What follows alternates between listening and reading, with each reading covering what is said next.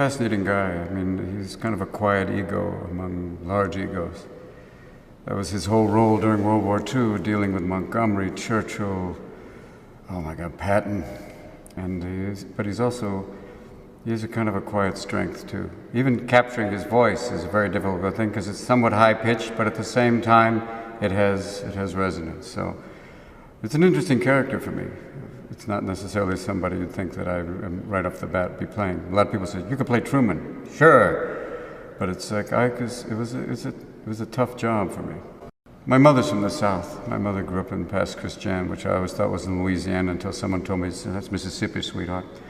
But it's the idea of, and we talk about with Lee, that people have forgotten what it was like 60, or like now, almost 50 years ago.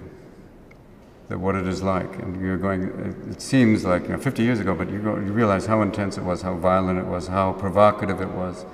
And these changes, which now, having a black president, you go, that's kind of the whole purpose of the script, to say, do you remember what it was like?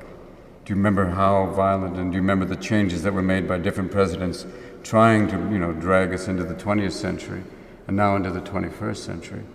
So yeah, that's kind of my role as the beginning of that process.